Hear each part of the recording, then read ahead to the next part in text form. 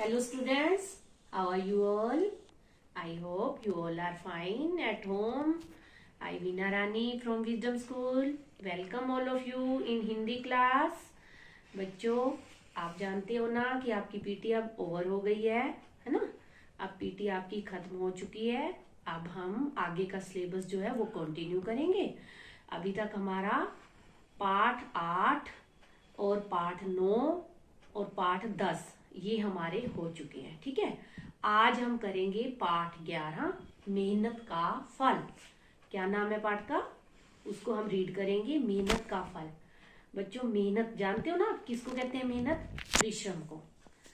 और फल, यहाँ मेहनत का फल, फल का अर्थ पता है यहाँ पे क्या होगा? नतीजा, मतलब कि हमें अपने मेहनत का क्या परिणाम मिलता है, क्या नतीजा मिलता है। तो ये तो बात आप भी जानते हो बच्चों। अगर हम कोई भी काम सच्ची लगन से, पूरे जी जान से, अपनी मेहनत से करते हैं तो उसका फल हमें अवश्य अच्छा ही मिलता है। तो चलिए बच्चों, इस पाठ में हम देखते हैं कि मेहनत का फल कैसे हमें अच्छा मिलता है। ओके, तो चलिए बच्चों शुरू करते हैं। पाठ 11 मेहनत का फल। मेहनत परिश्रम का फल। जो व्यक्ति मेहनत करता है उसे जरूर उसका फल मिलता है, नतीजा मिलता है, रिजल्ट मिलता है। कोई भी काम हमारे समाज में छोटा या बड़ा नहीं होता।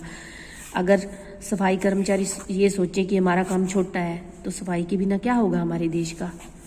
समझ सकते हो ना आप? तो किसी भी काम को छोटा और बड़ा नहीं समझना चाहिए और कभी भी काम को लेकर किसी का मजाक नहीं उड़ाना चाहिए। देखिए, किसी काम को यदि समर्पित भाव से किया जाए, समर्पित, समर्पण देने मतलब हम दिल जान से, जी जान से किसी भी काम को करते हैं, मन लगाकर किसी भी काम को करते हैं तो सफलता कदम चूमती है। तो हो ही नहीं सकता कि हमें सफलता प्राप्त न हो, वह हमें अवश्य मिलती है और वह व्यक्ति शिखर पर पहुंच जाता है। शिखर मतलब ऊंचाई। यहाँ पे शिखर का अर्थ क्या आएगा? ऊंचाई। वह ऊंचाई तक पहुंचता ही पहुंचता है। रिलायंस कंपनी के संस्थापक, रिलायंस फोन होते हैं ना, उनके उस कंपनी के संस्थापक मतलब उस कंपनी को बनाना फिर चलाना को किसने शुरू किया था? धीरू भाई अंबानी। ये तो मेरे को लगता है सबको ही पता होगा, है ना? रिलायंस कंपनी के संस्थापक धीरू भाई अंबानी। एसएल ग्रुप के संस्थापक सुभाष चंद्रा इसके ज्वलंत उदाहरण हैं। ज्वलंत मतलब जो जीते जागते उदाहरण हैं। हम देखते हैं ना कि रिलायंस ने कितनी तरक्की कर ली है, रिलायंस के और एसएल ग्रुप वाले। तो इसको शुरू किसने किया? आप क्या समझते हो कि इन्होंने क्या इसको इन्होंने जब शुरू किया होगा, शुरू में ही इनको सफलता मिल गई? नहीं, इनको खूब मेहनत करनी पड़ी है यहाँ तक पहुँचने में, तभी जाके इनको सफलता प्राप्त हुई है। जिन्होंने निचले स्तर से, निचले स्तर मतलब बहुत छोटे से, शुरू से बहुत लो लेवल से काम इन्होंने शुरू किया था, निचले स्तर से काम शुरू करके शीर्ष मुकाम, शीर्ष मतलब बिल्कुल बिल्कुल शिखर तक जो ऊंचाई पे पहुंचा। इनका काम छोटे सिरे से शुरू हुआ और कहाँ अब ऊंचाई पे पहुंच गया है, तो वो किसके कारण हुआ है? मेहनत के कारण। ऐसे ही एक लगनशील लड़के की प्रेरणादायी कहानी इस पाठ में है। लगनशील मतलब जो काम के प्रति वफादार था, जिसको बहुत ज्यादा लगन थी, तो उसकी कहानी इस पाठ में हमें बताई गई है। बात पुरानी है। एक दिन एक छोटा सा बालक छुट्टी के दिन अपने पिताजी के साथ काम पर उनकी मदद करने गया। ये देखिए, उसके पापा क्या काम कर रहे हैं? मोची का काम।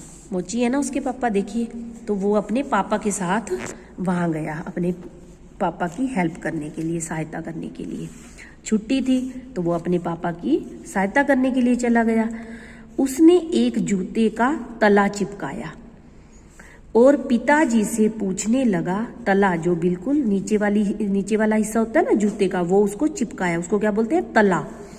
और पिताजी से पूछने लगा, पिताजी क्या मैं इसमें कील ठोक दूं? पिताजी ने हाथ में चमड़ा पकड़ते हुए जवाब दिया, नहीं बेटा, इतनी जल्दी नहीं। उसके पापा ने उसको मना कर दिया कील ठोकने के लिए। पहले इसे सूखकर चिपक जाने दो, जल्दबाजी करने से जूते का तला 2-4 दिनों में ही फिर से अलग हो जाएगा। उसके पापा ने कहा कि इतनी जल्दी मत करो, पहले इसको चिपक जाने दो, सूखने दो, फिर जाके हम इसको चिपकाएंगे। यदि हम इसको गीले को ही चिपका देंगे और इसके ऊपर कील ठोक देंगे तो यह तला 2-4 दिन के अंदर फिर से अलग हो जाएगा। जो काम करो ढंग से करो, अच्छा करो और पूरी लगन से करो। यही बात हम आपको बोलते हैं ना कि अपनी अच्छे से पढ़ाई करो, अच्छे से लर्निंग वर्क करो, रिटन वर्क करो, ठीक है। तो जब मेहनत करोगे तो सफलता आपको भी अवश्य मिलेगी। जो काम भी करो ढंग से करो, प्रॉपर वे में करो, अच्छे सलीके से करो, अच्छा करो और पूरी लगन से करो। इस तरह छुट्टी के दिन वह बालक अपने पिताजी के साथ जाता और लगन से काम सीखता। उसकी ये आदत बन गई। जब वह थोड़ा बड़ा हुआ तो उसने सड़क के किनारे एक पेड़ के नीचे काम के लिए जगह खोज ली। अब उसने अपने पापा के साथ जा के काम सीख लिया और एक पेड़ के नीचे, सड़क के किनारे पेड़ के नीचे उस काम को करने के लिए एक स्थान ढूंढ लिया, जगह स्थान खोज ढूंढ लिया। सड़क पर काफी लोगों का आना जाना होता था। वह लोगों के जूते पॉलिश करता तथा मरम्मत करता था। मरम्मत मतलब जैसे ठीक ठाक करता था उसको, किसी को कील ठोकनी है, किसी की सिलाई करनी है, वह क्या, वो काम क्या कहलाता है, मरम्मत। तो जूतों की मरम्मत करता था और पॉलिश भी करता था जूतों को। वह हर छोटा बड़ा काम पूरी लगन से करता। जो भी उसमें काम आता, कील ठोकने का, पॉलिश करने का, वो सारे काम वह बड़ी मेहनत से लगन से करता था। जो कोई उससे एक बार काम करवा लेता वह हमेशा के लिए उसका ग्राहक बन जाता। ग्राहक जो है कस्टमर, इंग्लिश में आप बोलते हैं ना कस्टमर, तो ग्राहक बन जाता। जो भी उससे एक बार काम करवाता तो वह उसका फैन हो जाता और उसका ग्राहक उसके पास ही आता था, वह किसी और के पास नहीं जाता था वह व्यक्ति। धीरे धीरे उसके काम की प्रशंसा होने लगी, प्रशंसा तारीफ होने लगी। उसके पास काम बहुत था पर जगह की कमी थी। काम तो बहुत था पर स्थान नहीं था उसके पास पूरा, इसलिए उसे बहुत से लोगों को लौटा देना पड़ता था, वापस कर देता था कि मेरे पास जगह नहीं है, आप वापस चले जाओ। इतना काम शुरू हो गया उसका। एक दोस्त ने उसे सलाह दी कि सामने बाजार में एक दुकान खाली है। उसने सलाह मानकर दुकान किराए पर ले ली। सलाह मशवरा, उसको मशवरा दिया, सलाह दी, तो उसने क्या किया, वो दुकान किराए पर ले ली। जूते रखने के लिए अब स्थान की कमी न रही क्योंकि उसने दुकान ले ली किराए पे। मदद के लिए उसने 1-2 आदमी भी रख लिए। मदद के लिए उसने 1-2 आदमी भी रख लिए, मदद के लिए, सहायता के लिए। काम कितना भी ज्यादा क्यों न हो वह जल्दबाजी में नहीं करता था। काम कितना भी पड़ा हो वह ये नहीं कि हपड़ा तपड़ी में कर दिया फटाफट ऐसे ही। वह बड़े आराम से और साफ सुथरा काम करता था।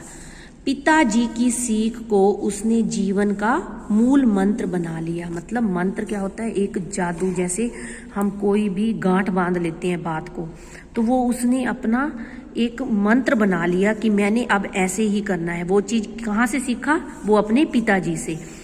वह जितना काम करता ढंग से करता था, जितना भी करना है, चाहे थोड़ा करता चाहे ज्यादा करता, लेकिन करता प्रॉपर वे में, ढंग से करता था, प्यार से, लगन से, मेहनत से।